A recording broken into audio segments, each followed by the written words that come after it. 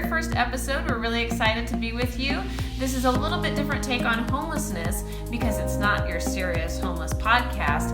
And so today we're going to start out with our very first episode and our friend Blue, who is coming from the trans community, who has dealt with homelessness himself and has fought for his community. And we're really excited to have you. So how it's going to look today is we'll have our interview with Blue, we'll have our Wheel of Misfortune, then we'll have our Games on the Street with Jasmine, and we'll wrap up with Demetrius's 2 cents. Stay tuned and hit subscribe if you like what you see.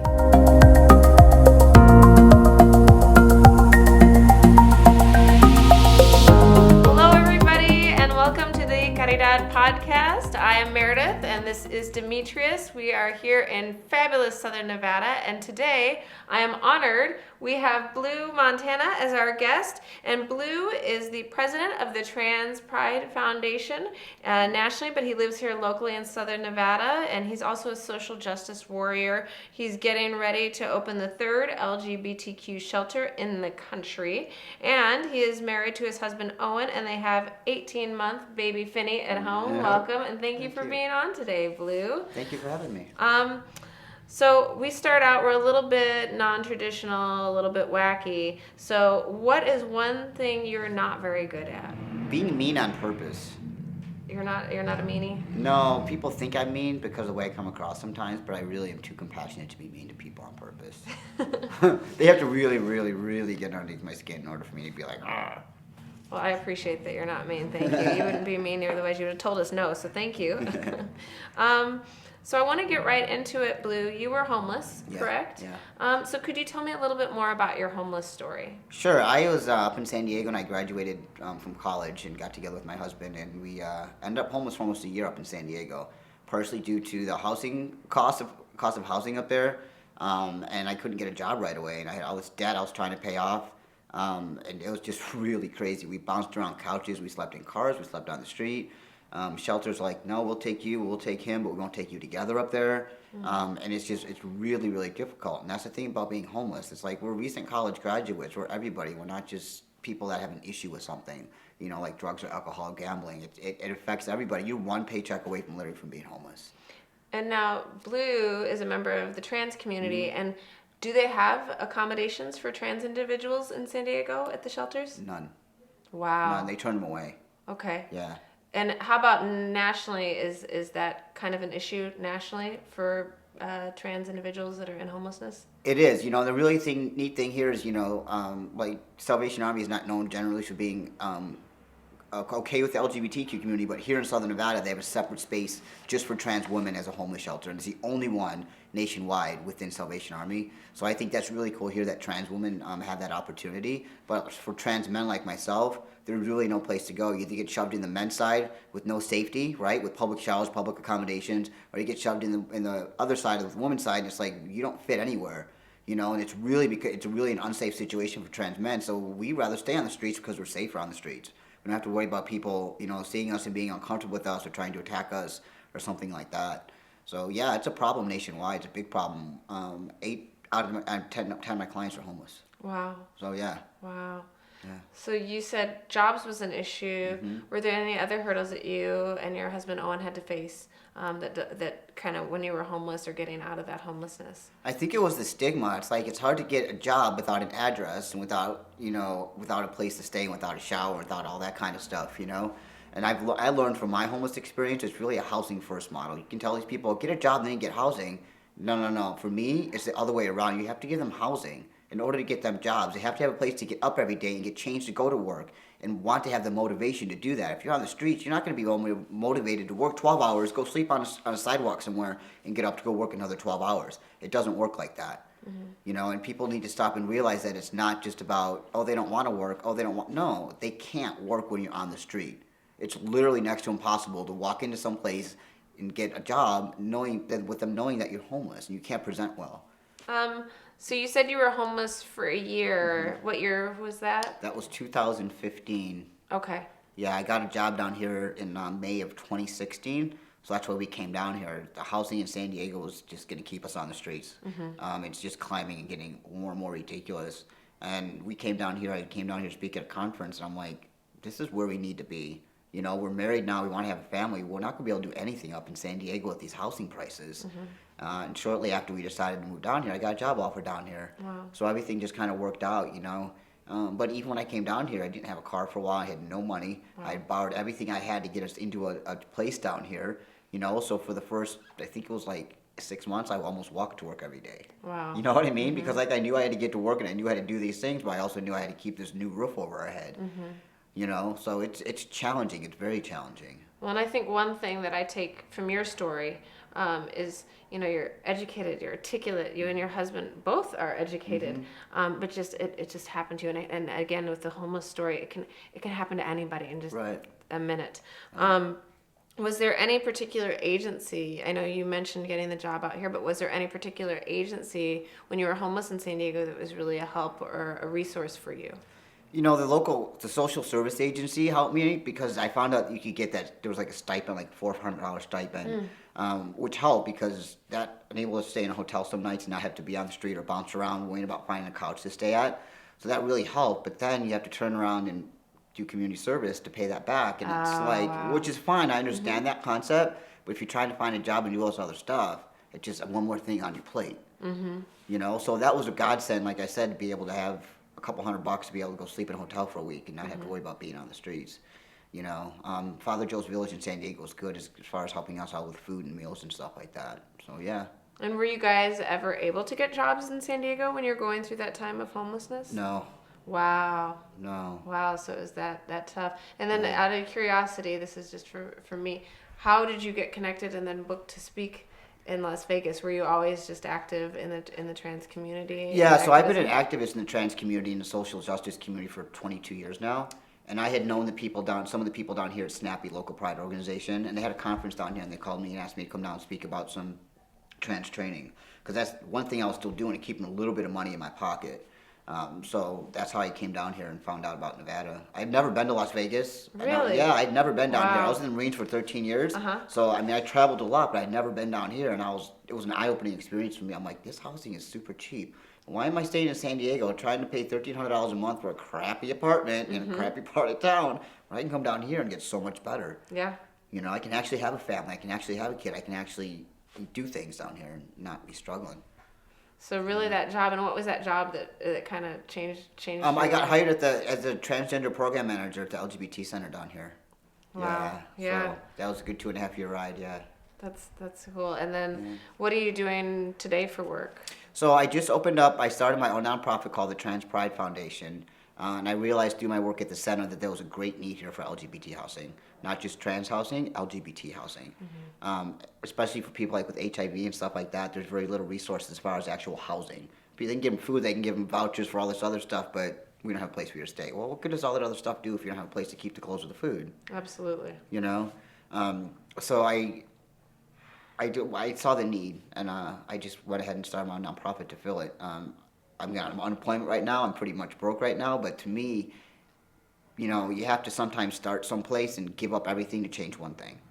You know, and so I decided that was a change I needed to make, and so that's the sacrifice I made because it just needed something that needed to happen. Yeah. You know, I got tired of people coming in saying, "Oh, I need housing," and me saying, "I'm sorry, I don't have anywhere for you to go." You know, there's only 2 other LGBT shelters in the nation, one in New York and one in San Francisco. So it's a nationwide epidemic. You know, and people come to southern Nevada because it's warmer, right? They think they can get jobs, which they can, but you have to help them be successful in order to get those jobs, and part of that success is housing. Absolutely. Going into that, what do you think are some common myths then? I think people think that everybody that's homeless has an addiction to drugs or alcohol or gambling or, you know, some sort of mental health issue. I have PTSD because I was a veteran. That's really the bulk of my mental health issues. I'm not an addict. You know, I don't drink. I don't gamble. And it's one paycheck away. And part of that is like the right to work issue. You know what I mean? To me, right to work needs to go away because nobody should ever be able to come up to you and say, "I'm sorry, I just don't want you here," and not give you a reason. Well, that one, "I don't want you here," makes you homeless. Yeah. You know? And it's frustrating sometimes just to see people struggle for employment, trying to do everything they can and still not be able to get that foot in the door because of this right to work law that we have. And can you explain, because some people might not know what that means, the right to work. Could you explain that to us? So right to work state means that an employee can come up to you at any time and tell you that they just don't need you here. They don't have to give you a reason why. So you can file for unemployment, and you can sometimes get unemployment, but depending on the reason the employer tells unemployment will, determine whether or not you get unemployment. My case, my last employer, the reason they told unemployment that they terminated me because it was for their convenience. So luckily I was able to get unemployment, which helped me be able to start the Trans Pride Foundation and really focus on that. But if I hadn't gotten unemployment, I'd probably be homeless again. Wow. I mean, my husband just got a job like 3 days after I got terminated, but we have a house, we have an 18-month-old, we have all this car payment, and I was terminated with like no notice. You know what I mean? So it's really, we could have been one paycheck away again. We still are. We're still struggling to pay our bills every week. I'm behind on my rent now. I'm behind on my car payment now. But all I can do is keep moving forward and do what I can do to make sure I have a roof over my kid's head. Because now it's just not about me. Now it's about my family. Yeah. That's crazy and reality, I think, that people face every day. And to our audience, I think it's never think that you're above it, because like you said, it could happen to you. People have to choose between having a family and being homeless. Nobody should ever have to choose, I want to have a baby, but if I do that, I might be homeless. Like, nobody should ever have to choose between being homeless, having food, having all the things that you need. Those are just ridiculous decisions that people in society should have to make. Absolutely. So tell me something that's true that almost nobody agrees with you on. Oh boy. I think that trans people are human. I think there's some people that agree with me on it, but for the majority of people don't. They think that we're just people who have, we're freaks, that we're different than society, and that we have, this big issue, and that we're just way different than people, when we're really not. Trans people have been around since Joan of Arc. There were transgender soldiers in the Civil War, and so we walk among people every day, and they don't even know it. I walk down the street, people have no idea sometimes unless I tell them. And I don't really mind telling them, but sometimes I don't want to. I don't want to be Blue the trans guy. I just want to be Blue. Yeah. Because I'm a human being outside of being trans. I'm just who I am. You know what I mean? You're Meredith outside of Caridad. You know what I mean? So people need to humanize people and not so much focus on like their religion or their gender preference or their orientation. Just realize that people are people. We don't have to understand everything about everybody. We don't even have to accept everything about everybody. But we have to respect people. And as long as we respect people, things will go much better for I society. agree. I have another question for you, Blue. It's a little bit goofier. But what profession other than your own would you like to attempt to do if you could do anything? Oh, I'd be a professional MMA fighter. Without missing a beat. Oh, Why? hands down. I've always loved the sport. And I think I really want to do it because people tell me I can't. UFC does not allow transgender people to fight. Really? Yeah, they absolutely positively refuse to do it. And I think when somebody tells me I can't do something, that's the first thing that I want to do. UFC is based here in Las Vegas, so that could be a challenge to go out there like we could have for a fundraiser for Blue's charity, MMA, if you're listening. Right. Come on, Dana White. Yeah, Dana White, where you at? Let trans people fight. We're just as good as everybody else, So that is a challenge we're putting out there. Thank you for coming on. Blue is actually a friend, and I respect Blue. A lot of times at Caridad, we have had to call him and share resources, so I just appreciate you. You are an amazing resource, regardless of trans. You're just a wonderful individual, and I just enjoy sharing a space with you today, Blue. So thank you for coming on and helping us. Now, we've got a thing that we do where we spin the wheel for great prizes. Okay. Would you like to spin the wheel today? Let's do it. All right. Let's do it. All right, there's some great things on here on the Wheel of Misfortune, Blue. We've got the romantic dinner for two at Binion's. There is a $25 Visa gift card. Le Rev, meet and greet with the cast here locally. So all sorts of great things that you could potentially win. So we're going to let you spin this wheel today. All right, let's see what happens. Give it a go.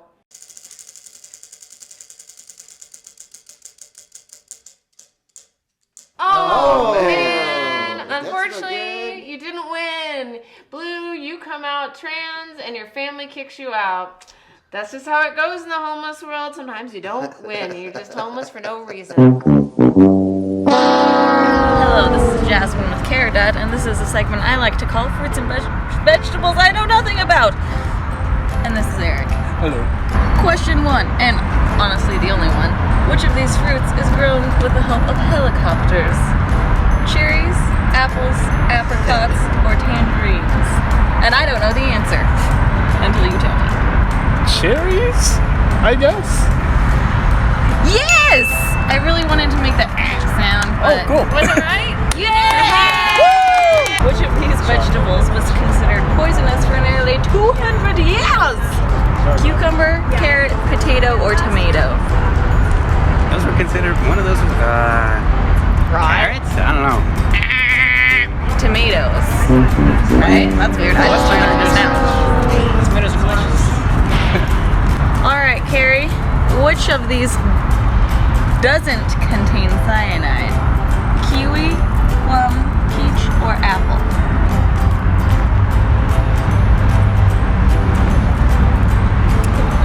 Apple. Away with you. Oh, it's kiwi. Oh gosh. I eat that all the time. And now it's time for My 2 Cents with Demetrius. My name is Demetrius, and this is my 2 cents. Trans are humans too.